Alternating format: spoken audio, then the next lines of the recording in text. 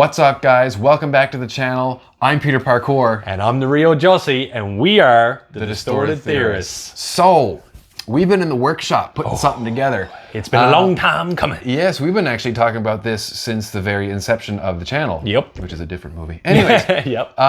This is a new segment that we've been working on and kind of workshopping for a while, and we're going to be calling this Marvel Mondays. Marvel Mondays. This is technically a 23-week long segment as of now that we're going to be doing. Well, as of now, that's right. So what we're going to be doing in this new segment for Marvel Mondays is we're going to be doing a reaction to all of the final trailers to all of the Phase 1, 2, and 3 Marvel Cinematic Universe. I just got a little giddy when you said that. I know, right? Like there's so many movies, there's so much content that we're going to do. And of course, we'll talk to this after we watch the trailer, but obviously, as you can see by the title, today is Iron Man, which started it all. And that was even before an MCU was a thing, really. And me growing up in a very small community, I never really got to enjoy the trailer of Iron Man and stuff. It was more like, oh, Iron Man, cool, movie coming out. Okay, I think I probably even watched it for the first time on DVD because of my limitations of what I could do. But now I'm excited to go back and watch a trailer, understanding what happened in the movie, and kind of see what they did there. So this was when it came out in 2008, and right before, so about the year leading up, or maybe the year and a half, there was rumors because we'd been seeing the X-Men movies and all this stuff, and then that Fox just kind of fizzled out. And this was after the Spider-Man movies had done their thing, the Sam Raimi ones. Sam Raimi, So there was rumors of like, oh, they're going to reboot Marvel movies, and they're going to start with Iron Man. And so this was when which we had not seen on the live screen either. No, keep that in mind. I didn't even know. I still don't, but I didn't know a whole lot about Iron Man at the time, and that's why I Who's Tony Stark? Well, that's kind of strange. They're going to start with this alcoholic guy in a suit. All right, cool. And spoiler, it worked well for them. It did. It did very well. But I mean, stay in school, kids. No. But I'm excited to see the trailer. Do you want to watch that, and we'll get through that and take it all in and spew our thoughts afterwards? Spew. All right, guys, let's get into this trailer reaction now. Coming at you live from 2008. Mr. Stark, you've been called the Da Vinci of our time. What do you say to that? Absolutely ridiculous. I don't paint. What do you say to your other nickname, the Merchant of Death? That's not bad. They say the best weapon is one you never have to fire. Oh man, this just takes me back. You only need to fire once. That's how Dad I do remember did it. that. That's how America does it. And it's worked out pretty well so far. To peace. Oh, he didn't do it. Was it the Jericho? Yes. It's very cool. I don't want to see this on your MySpace page. Please, this is pretty much the complete beginning of the movie. MySpace.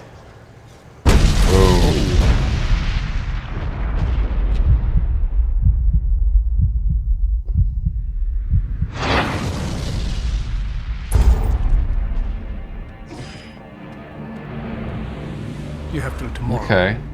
Oh my God! Look at the old camera. I should be dead already. Unless it was for a reason. I just finally know what I have to do. Clink. That doesn't look like a mess. This trailer definitely came out in 2008. I'm working on something big. Yeah, you are.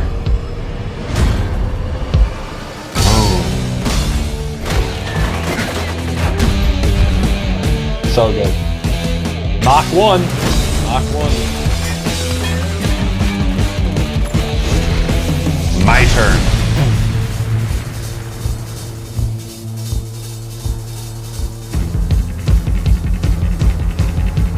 The very small bit of roadie.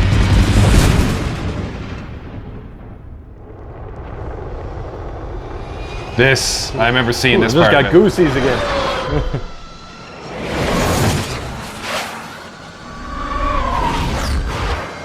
Sound effects are on point. Oh, I thought they were going to do the whole like... Oh, I really like it. Wonder how It's much... coming out May 2nd! No, I'm just kidding. Oh, it's still going. It is. Boom. I still thought they were going to show him hit his flaps. Yeah, like. So it's funny again. Yeah. Watching this, yeah, where this was before the MCU was even a thing. Now, at the time, Kevin Feige, Jon Favreau, maybe there was the inkling. There was an idea. Yeah, a couple of exceptional people. Hey, save that for episode number 6. No, yeah. I'm just kidding. That would bring something together. Yeah. But they. It's funny in this trailer how they showed pretty much the first half hour or 40 minutes in that. Yeah. It's the whole this is Tony Stark and this is how he becomes Iron Man. Yeah. Like they showed that in the thing.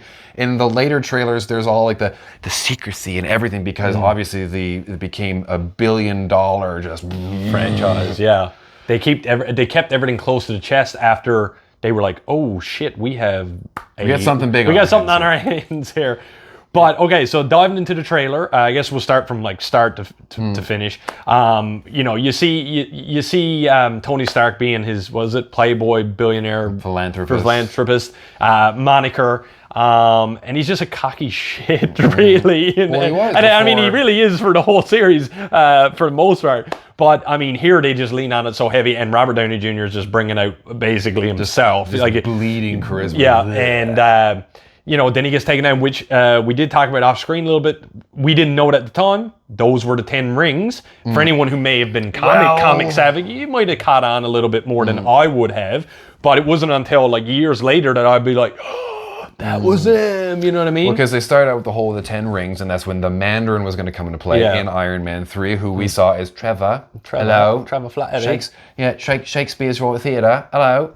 And then even at that point, the Mandarin didn't become a real thing until the real 10 Rings came out with Shang-Chi. Right. So it's funny how it took 24 movies for that. Man. It's just you always wonder, were these seeds planted because they had an idea? Not to be whatever cliche again, but did they have an idea that 20 years later we're going to bring the 10 Rings? Or was it someone's in the back room going, well, I could piece this together here. I could piece 10 rings. You know what I mean? But I remember in the movie too, they're sitting in the theater watching this, and after he flies away in the Mark I, and the guy at the beginning, who's the big bad of the camp where he's being held, shows him his face all bloody. He's just we never see him again. That's it. But in the movie, you're thinking who is he going to come back? Is he going to be the Ironmonger? Is he going to be working? Where is this going to come from? And it just never did. So it was just kind of And you know what? Cool. And again, something else that I realized now in the trailer, and now years later, is Tony's true obsession with becoming Iron Man. You see it there, he worked so hard in that first movie to put together the perfect suit, and it's just something that never went away till Endgame. You know what I mean? And even then, he wanted to do everything perfect. And in the trailer, for a split second, we saw James Rhodes. And which was played by Terrence Howard at the time. So this is why I'm here. Yeah. The funny trivia related to that is he was the one that talked to Marvel Studios about basically hiring on Robert Downey Jr. Kind of and then motion for him. In the flip side on Iron Man 2, when there was some kind of talk about are we going to bring him back, and RDJ, well, I'm the person that can come back. You can't replace Tony Stark. Yeah.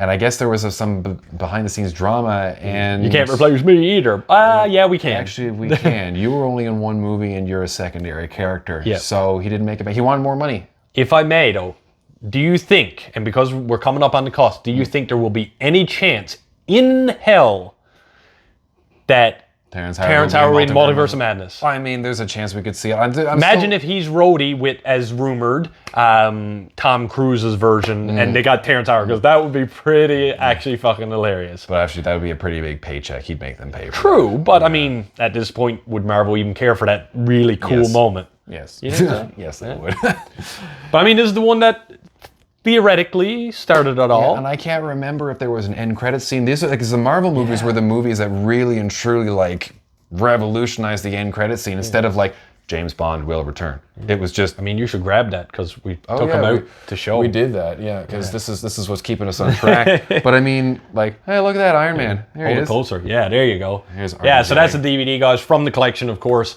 That the one that kind of got us into what we're into today, and ultimately, I mean, let's call space spade. That's the reason for a channel right now. And that whole scene when he drops into the village, when we first get to see when he's got his and he goes, right, the red, the gold, the tank shoots at him, and he just goes, shoots that tiny little micro and it's like missile. nothing. You know what I mean?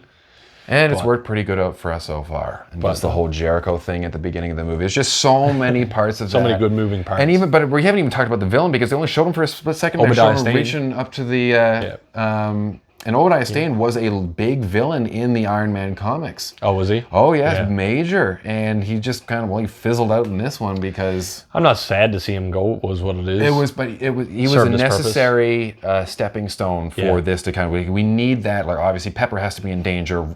He has to be in danger. He was in trouble. It was the first time I actually get to see someone instead of like, oh, you took my girl, I'm going to be... It was just like, oh, I'm just literally ripped out your heart. Figure it out. Yeah. Like, and he goes, whoa! Like that was something that was legit at the time. Yeah. And I forgot about right, see, it all comes back. 14 years, man. Oh, man. And I mean, and going forward, we didn't know. We had no idea. But we do now. Well, hence why we wanted to do these Marvel Mondays for you guys. And just like it was always fun to refresh. It's always fun to refresh. We got so many Marvel movies on the horizon. See where we came to, see where we started. So if you do enjoy these Marvel Mondays that we've been putting together for you, hit that subscribe button, hit that like button, hit the notification bell, because we're going to be dropping one of these videos every Monday, and you don't want to miss it. And part 2 is what? I think we're getting into the Incredible Hulk. So make sure you stick around. The oft-forgotten movie. The orphan of the series. But in the end was a crucial part. So stick around